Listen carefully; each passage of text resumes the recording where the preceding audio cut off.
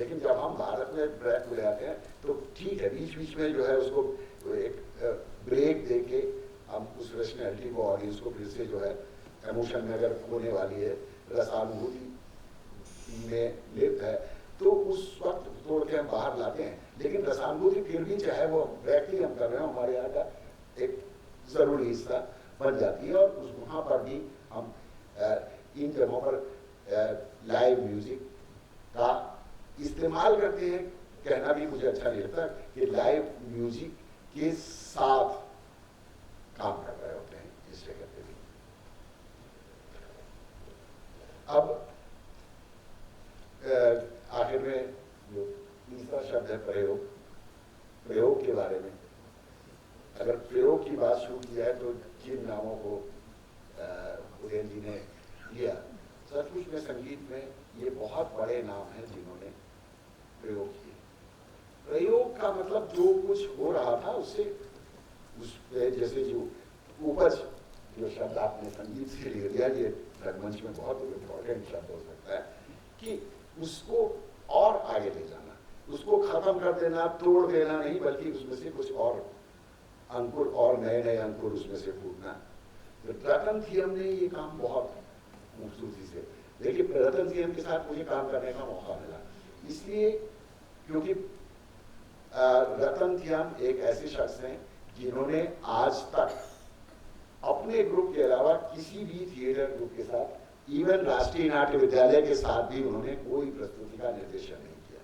लेकिन मेरा सौभाग्य कि हमारा ग्रुप लखनऊ में जो उस वक्त मेघदूत था, उसके लिए रतन थियम ने एक प्ले डायरेक्ट किया है, जो इकलौता प्ले है अपने ग्रुप से बाहर।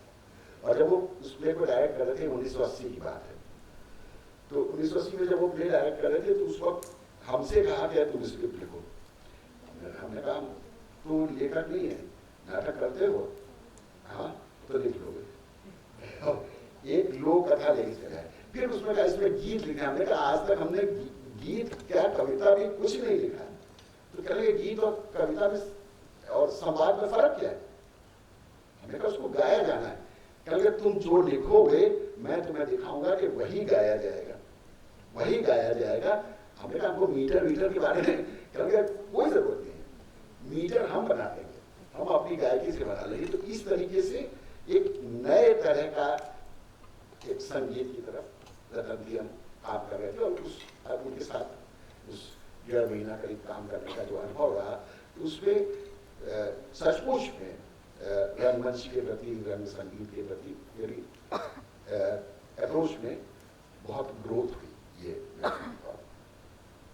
हबीब साहब के काम का जिक्र किया, जिस तरह से खूबसूरती से हबीब साहब अपने नाटकों में खासतौर से, मतलब पूरा नाटक, उनकी कॉमेडी भी बहुत कॉमेडी भी, तो कॉमेडी जरा सा उस रिदम से आउट होगी। कई बार जब अभिनेता बदलता है और वो उस रिदम को उसको नहीं पकड़ पाता, हबीब साहब के नाटकों में कई बार हुआ क्या, एक अभिनेता चला गया, उसकी नया अभिनेता है, फौरन खटक जाते हैं, अरे कुछ गड़बड़ हुआ।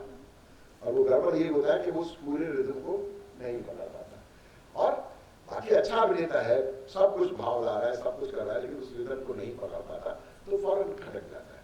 हबीब साहब के नाटकों में कोरस का इस्तेमाल बहुत, जिसको कहना चाहिए कि अपने चरणदास चोर में, आगरा बाजार में जिस तरह से उन्होंने संगीत का प्रयोग किया कि लगता है कि वो अपने आप में सारे चरित्र संगीत से निकल गए हैं। नजीर अकबराबादी की पूरी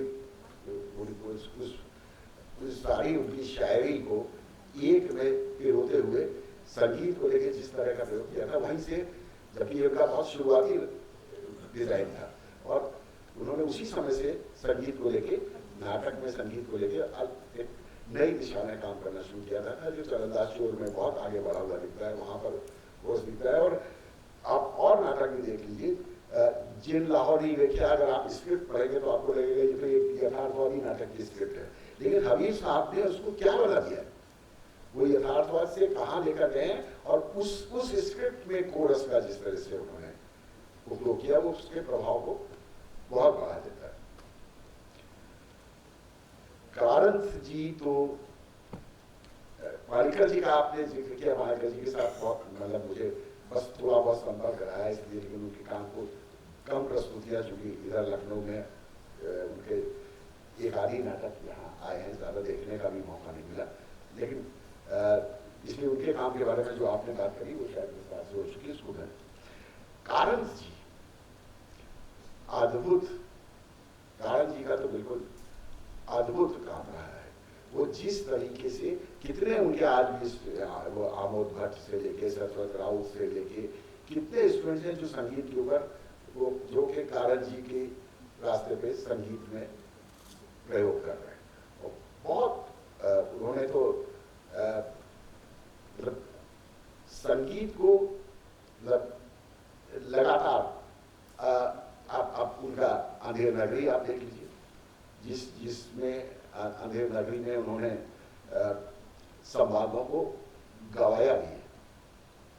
और मतलब जिसको कहना चाहिए कि वो खुद कारंत जी कहा करते थे कि मैं संगीत के साथ फ्लर्ट करता हूँ। ये फ्लर्ट करना, मैं संगीत का भक्त हूँ, मैं संगीत का सेवक हूँ, ये नहीं, ये शब्द के संगीत के साथ फ्लर्ट करना। तो वो जो फ्लर्ट करते थे ऐसी ऐसी चीजों को तोड़ते थे, नहीं ये राग कहा जा रहा, मुझसे क्या लेना देना, ये इसको ऐसे ही करना, ये ड्रामेटिक इसका जो ये चरित्र सिचुएशन है, और इसमें जो ये बस ये कि पूरा कंप्लीट जो एक तरीके से थिएटर का जो रिदम है वो नहीं टूटना चाहिए। बाकी संगीत का रिदम टूटता है, टूट जाने दो, वो आराम नहीं चाहिए मुझको। तो इस तरीके से नए नए ढंग से प्रयोग किया करते थे।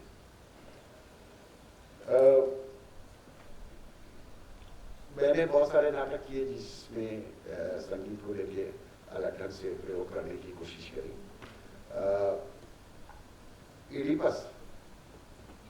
इडिपस नाटक में कोरस, मैंने कोरस को गाना नहीं रखा था, लेकिन कोरस के संवाद ही थे। लेकिन संवाद, कोरस के संवाद कैसे डिलीवर किए जाएंगे और अभिनेता के संवाद कैसे होंगे और दोनों में क्या सामंजस्य होगा, इसको लेके स्पीच पैटर्न्स, मैं अपने नाटकों में स्पीच पैटर्न्स के ऊपर काफ़ी कोशिश करता हूँ कि स्पीच पैटर्न्स जब तक आँख बंद करके जब तक कानों को संतुष्ट नहीं करता तब तक वो आँखों को भी संतुष्ट नहीं करता, मेरा ये मानना है। तो मैं अपने अभिनेताओं को आँख बंद करके ज़्यादातर सुनने की कोशिश करता हूँ कि जो ये यहाँ जा रहा है, और जब यहाँ जा रहा है और वो ठीक लग रहा है तो इसका मतलब उसमें संगीत शामिल है। तो इस तरीके से दुलारी बाई ने कॉकेशियन चौक सर्किल जब मैंने किया ब्रैक्ट का पे, उसका जब मैंने प्रेजेंटेशन यहाँ भारतीय नाट्य अकेडमी के साथ भी किया और इसको बहुत बार अलग अलग ग्रुप्स के साथ पहले किया है, उसमें जो ब्रैक्ट का जो गायन के बारे में जितना बताया जाता है कि वो तोड़ के और बहुत भावनात्मक होकर नहीं गाना, लेकिन मैंने उसमें राधेश्याम रामायण की जो कथावाचक बैठाए और वो राधेश्याम रामायण की तर्ज पे कथावाचन कर रहे हैं और उससे जहाँ गायन कर रहे हैं वहाँ गायन कर रहे हैं और बीच में जो एलिवेशन के एलिमेंट्स हैं उसका भी खूब इस्तेमाल किया, लेकिन वो कथा गायन वो रस की निष्पत्ति करने वाला, वो राधेश्याम रामायण की धुन जो होती है, आप लोगों ने सुना होगा राधेश्याम रामायण अलग ढंग से गाई जाती है। यहाँ रवि नागर भी संगीत में अलग अलग तरह के, यहाँ रवि नागर एक तरीके से चूंकि वो लखनऊ में रहे और अब मुझसे भी छोटा था, कम से कम 10 साल छोटा, और मेरे साथ लगातार मेरे लगभग सभी नाटकों में वो संगीत करता था। उसमें प्रयोग करने की बहुत मतलब होती थी कि नहीं ये पहली बार जो दिमाग में आया वो तो नहीं, नए तरीके से। और जो आमतौर पे जो उसमें जो हमारे यहाँ जो कि संगीत जब नाटक में संगीत होता है तो हमारे यहाँ एक ट्रेजेडी ये है कि जो वाद्य यंत्र वाले लोग होते हैं वो नाटक का हिस्सा नहीं बन पाते, क्योंकि उतना समय नहीं दे पाते, उतना हम लोग उनको पैसा भी नहीं दे पाते, तो वो लेकिन रवि नागर जब बैठता था तो वो खुद उसका हिस्सा बनता था। और जो वादक है वो संतुष्ट हो जाते थे और वो लगातार उसको तोड़ता था। तो रविनागर ने भी बहुत प्रयोगात्मक योग आत्मांत कविताओं को गाना, निराला को गाना, ये उसने मतलब कविताओं को लेके वर्तमान कविताओं को मतलब बहुत ही अलग तरह की कविताओं को, मुक्तिबोध की कविताओं को का गायन रविनागर ने किया। तो संगीत को लेके और नाट्य संगीत को लेके खासतौर से बहुत अलग अलग तरह के प्रयोग कर रहा था। अब मैं एक आखिरी बात विषय जो उदयन जी ने जिसकी तरफ इशारा किया था कि संगीत तो संगीत है, लेकिन संवादों में जो संगीत है उसको हम अक्सर इग्नोर कर देते हैं। संवादों के संवाद भी संगीत ही है। और देखिए जहां भाषा है वहां संगीत है। भाषा, कोई भी भाषा संगीत के बिना संभव ही नहीं है। तो भाषा के साथ संगीत तो अभिन्न रूप से जुड़ा हुआ है, चाहे वो प्रोज हो, चाहे वो पोएट्री हो या कुछ भी हो। अब देखिए कि हमारे यहाँ ये कहा गया कि ऋग्वेद से पाठ लिया गया। कुछ किताबों ने इसको, इसका इंग्लिश ट्रांसलेशन छापा कि टेक्स्ट फ्रॉम ऋग्वेद। ये बहुत गलत ट्रांसलेशन है। It is not only the text. इस टेक्स्ट में जब वाचिक अभिनय जुड़ता है देन इट बिकम्स पाठ। तो पाठ जो है, हम कहते हैं हमारे यहाँ आज सुंदरकांड का पाठ है, अखंड रामायण का पाठ है, तो क्या किताब रख दी जाएगी? पाठ का मतलब ये है कि टेक्स्ट प्लस उसका वाचन। तो ऋग्वेद से पाठ लिया गया। तो ऋग्वेद से पाठ, मुझे पहले लगता था कि ऋग्वेद से पाठ किया लिया गया और सामवेद से संगीत लिया गया, इसका मतलब क्या है? तो ये समझ में आया कि ऋग्वेद की ऋचाओं का पाठ ही किया जाता था, उन्हें गाया नहीं जाता था। और सामवेद में की ऋचाओं का गायन किया जाता था। तो इस संदर्भ में हम कहते हैं कि सामवेद से संगीत किया और ऋग्वेद से पाठ किया, क्योंकि वहां उसका वाचन किया जा रहा है, उसका ऋचाओं का पाठन किया जा रहा है। तो वो पाठ